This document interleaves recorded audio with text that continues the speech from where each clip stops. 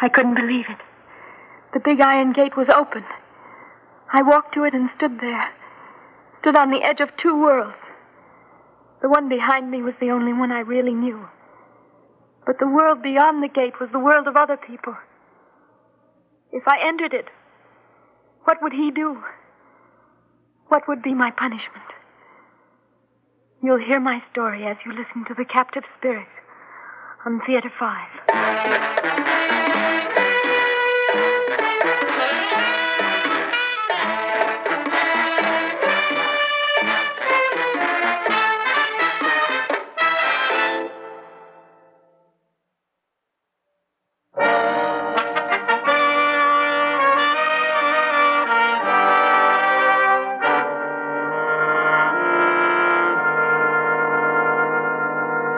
My daughter back, Mr. Prescott. I don't care how many men you have to hire or how much it costs. I want her back.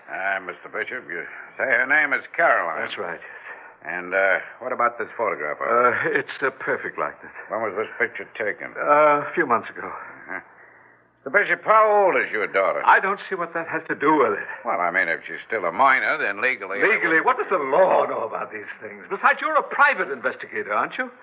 Well, I'm afraid you may have the wrong idea about private investigators, Mr. Bishop. We don't work against the law. Well, I'm not asking you to break any laws, Mr. Prescott. My daughter is missing. I simply want you to find her and bring her back to me.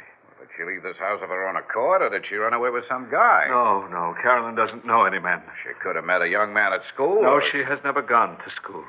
It was her mother's wish that she be educated here at home. I see. That oil painting on the wall. Oh, that's Carolyn's mother, my wife. She's a very beautiful woman.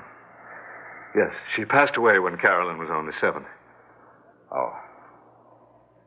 Mr. Bishop, how long has your daughter been missing? I noticed that she was gone about 7 this morning. It's only 5 hours ago, not very long. She might have... No, Mr. Prescott, I would hardly have asked you to drive here from the city if I weren't quite sure that my daughter is missing. She took a suitcase and some clothing with her. Have you considered the possibility of kidnapping? No, I'm sure she wasn't kidnapped. Oh, then in your opinion, she ran away. Yes. You seem quite definite about that. Mr. Prescott, this isn't the first... Oh. Oh, it's happened before. Yes. How often?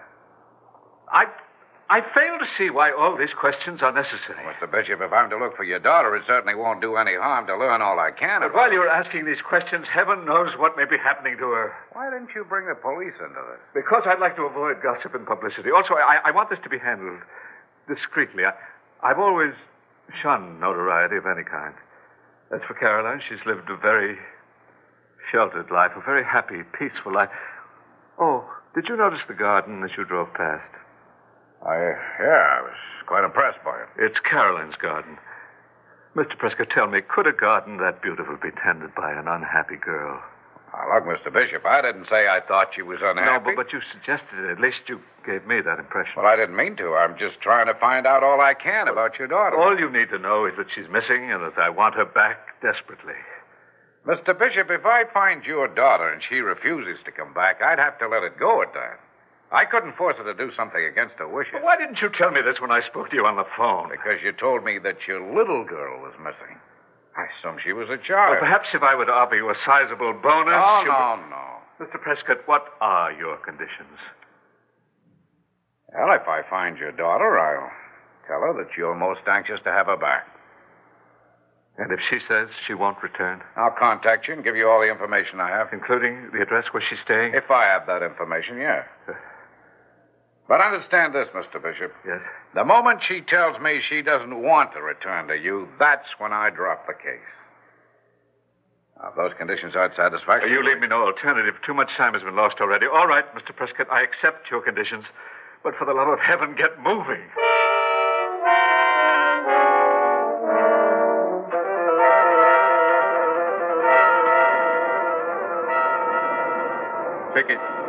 Tickets, please. Miss? Oh, I beg your pardon. Ticket, please. Oh, yes. Well, the young lady's looking for her ticket, conductor. Here's mine. There you are, sir. Thank you. Miss? Is something wrong? I don't have a ticket. Did you lose it? No. Well, if it's any help, conductor, I saw the young lady board the train at the last stop. Yes, that was Batesville. Where are you going, miss? To the city. I'll have to collect your fare. Let's see. Baysville to the city, that'll be $2.75. Oh. $2.75, please. Oh, yes, I have some money. Ah, silver dollars, huh? Here you are. I'll have to give you some change. A quarter. Here you are. Thank you. Tickets. Tickets, please. I did that myself once. Oh, were you speaking to me? Yes, I said I did that myself once. Oh, Got on the train without a ticket, I mean. I forgot about the ticket. Yes, you seemed to be in quite a hurry when you boarded the train. I couldn't help noticing. I was looking through the window. My name's Jeff Tanner, by the way. Oh, I'm Caroline Bishop. Happy to know you. So you're going to the city? Yes. Well, so am I. Oh, do you live in the city? Well, I was born and raised there. Oh, please tell me about it. Haven't you ever been there? No, but I've heard my people talk about it. And I've always wanted to go to the city. It must be very exciting. Sometimes. I guess it's like most big cities. Just don't expect too much, and maybe you won't be disappointed. Incidentally, I know it's none of my business, but... Yes? Those silver dollars in your purse. Oh. You don't often see silver dollars in this part of the country. You must have 50 of them. 63. That is, there were 63 before I paid my fare. I've been saving them. I received $1 each week for tending the garden. Well, I know of easier ways to get rich. Well, it was just that... I know. Look, you mustn't pay too much attention to what I say. I'm always making something out of nothing. That's my business. Your business? I'm a journalist. Oh. Some people are kind enough to call me a political expert. My. As a matter of fact, I've just been to the state capitol. I'm doing a series of articles on the Senate. Your work must be very exciting. Oh, every now and then. But for the most part, it's a pretty boring business. Caroline, now, I'm going to ask a question that's absolutely none of my business. But, will you be staying with friends or relatives in the city? No. Then you've made a reservation at a hotel? Well, no. I haven't made any plans. Well, and I'm glad I asked. You see, this is the convention season, and every room in the better-known hotels has been booked. And some of the hotels that have available rooms, well, they're not the kind of places I'd recommend to a girl like you, believe me. Well, what can I do? If you'll let me, I'd like to help. Oh, you are being very kind to me. And I'm grateful. The fact is, I know a manager of a very nice little hotel that's only a short distance from the train station. I'm sure you're going to like it.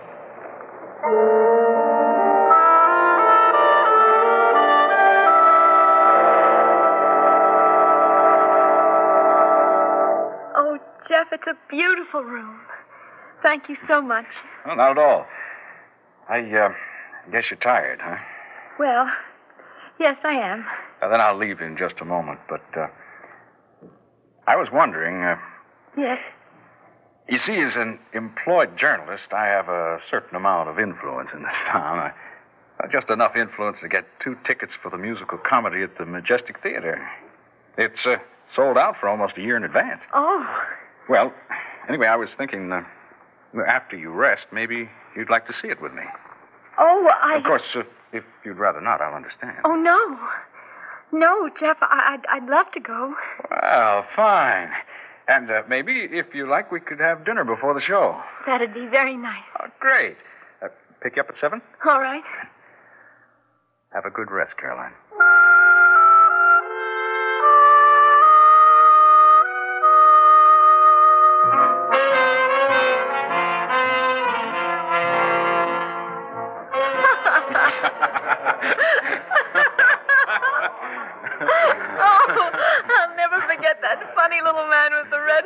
Well, I'm so glad you enjoyed the show. Oh, I didn't think it was possible to laugh so much.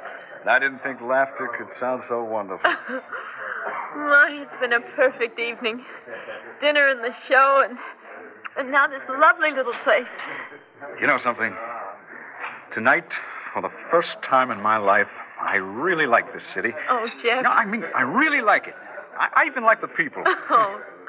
Carolyn, well, I don't know how long you're going to stay here, but please, don't leave without giving me fair warning, huh? Jeff, How long are you staying? please don't let's talk about that. But it's very important to me. I mean that. Let's just think of now. Jeff. What is it? Carolyn, what's wrong? Jeff. You're trembling. That man near the door. Well, what about him? He's staring at me. Oh, Jeff, I'm afraid. Do you know that man? No, Well, then why should you be afraid of him? I don't know. Jeff, he's coming this way.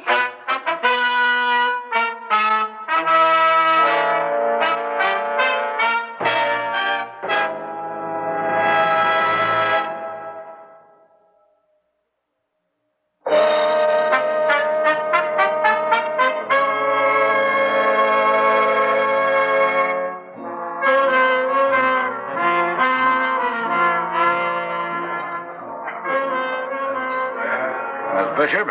Jeff. No, it's all right, Caroline. Now, look, there's no need to get excited about this. No one's going to get excited, not if you just move along and mind your own business. I only want to have a few words with the young lady. Who are you, and exactly what do you want?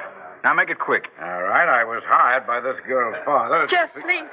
Take me out of here. No, I'm out of Miss Bishop. Don't touch me. I only want... My arm. Let go of her. As soon as I've said my piece... Jeff. I said let go of her. Now, look here, young... All right, you... Come on, Caroline, let's get out of here.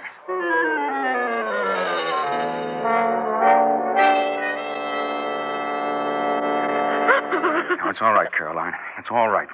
You're safe now. That man. My father sent him. Oh, Jeff, I don't want to go back. Don't let them take me back, please. Now, you don't have to go anywhere you don't want to go. But you don't know my father. He never gives up. I was a prisoner in that big house. There were always walls around me. And then someone made a mistake. And the gate was left open. I didn't dare believe it. I thought that if I looked again, the gate would be locked. I packed some things and took the money I saved. And I went back to the gate, and it was still open. Oh, you can't imagine how it felt to be able to leave that place. Caroline, why did your father do this to you? He didn't want me to see the outside world. I remember once he said the world was cruel, and so were the people in it. He said his duty was to protect me from the world. Oh, no normal man acts like that. He isn't an ordinary man, Jeff. He always gets what he wants. No, not this time. Oh, you're so good to me. Because I care for you. Oh, Jeff. Well, why do you turn away? Caroline, what is it? I'm afraid. Afraid of my love? Of my father. You just don't know him. Now, look, he's a man. Not some kind of untouchable god, just a man. Now, all we have to do is go to the police. No, you said you'd look after me. I will. Then take me away. Jeff, take me someplace where my father will never find me. Caroline, that won't solve anything. All I want is peace, can't you see? Don't you understand? I'm trying to. You don't know how it was. No one can know how it was. Now, darling, trust me. Believe me when I say that I won't let anything happen to you. I love you. Then take me away, Jeff. If you don't, I'll go by myself. I'm sorry, Jeff, but I mean it. Try to understand. I don't want to lose you, but I'm so afraid. There's something that you're keeping from me. I don't know what you mean. Why are you so terribly afraid of your father? I told you he kept me a prisoner. Look, it has to go a lot deeper than that. Please don't ask me any more questions. I've got to. Now, darling, I want to help you, but I can't fight something unless I know what I'm fighting against. Now, if you've done something wrong, tell me. No. I don't care what it is, I'll stand by you. I haven't done anything except to run away. Why? What did you run away from? Please don't ask me now. Please not now, Jeff. Then you will tell me? Yes. I promise that you'll know everything. When? Soon.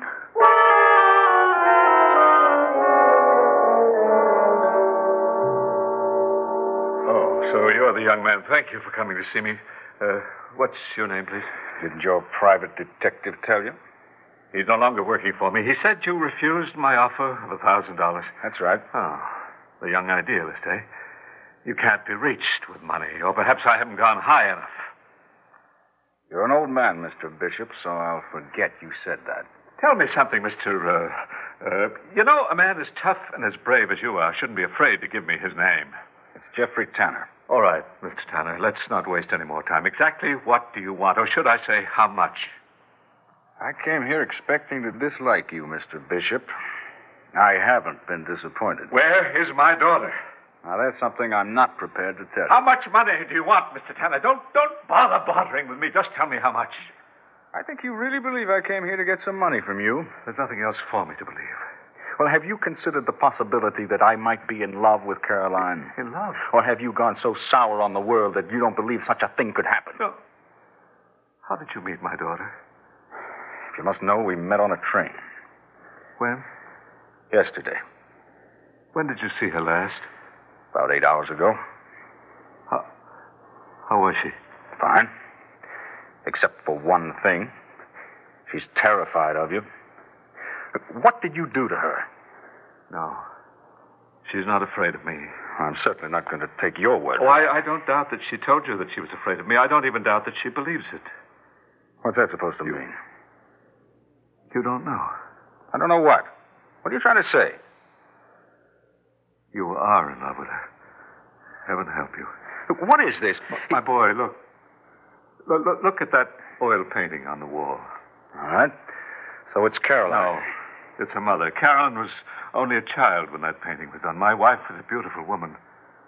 But 2 years after she sat for that painting, you wouldn't have known her. She was an old woman. An old woman who cringed in corners. Mr. Bishop, you probably have some reason for telling me all this. I do, believe me. You see, Carolyn's mother died in a mental institution. What? When Carolyn was 6 years old, she began to show the same symptoms. No.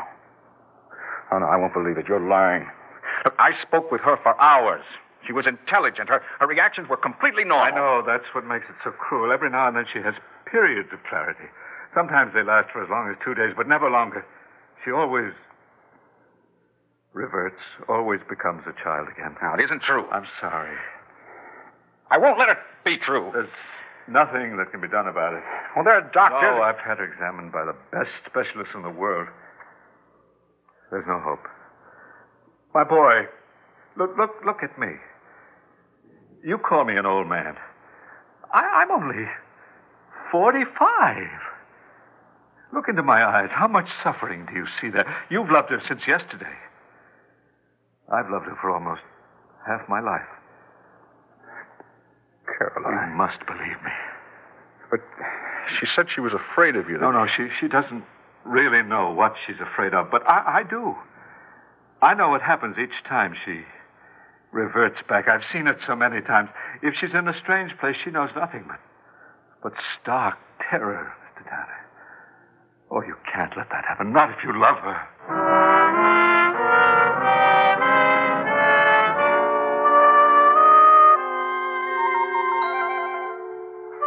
Caroline, dear, this gentleman has come to see you. Oh, Hello, Caroline. good morning, sir. Do you like my garden? Yes, it's very lovely. I'd give you a flower, but when you cut them, they die. I'm sure you wouldn't want that to happen. No, I wouldn't. You can pick out a favorite, and I'll keep it for you. Would you like to walk with me through the garden? I'm sorry. I really must be going. Goodbye, Caroline. Goodbye, sir. Oh, my. It's so strange. What is, darling? That gentleman's face, I remember it. Almost as if I saw him in a dream. Yes, darling. You saw him in a dream.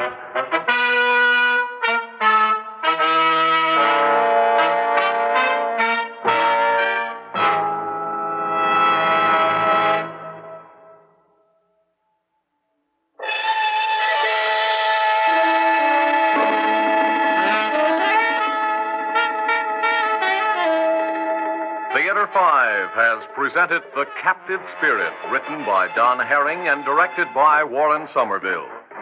In the cast, Paul McGrath, Joan Loring, Ian Martin, Stan Watt, and Yaphet Kotto.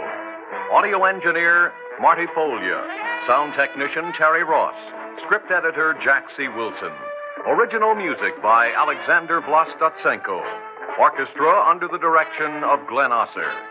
Executive producer for Theater 5, Edward A. Byron. We invite your comments. Write to Theater 5, New York 23, New York. This is Fred Foy speaking.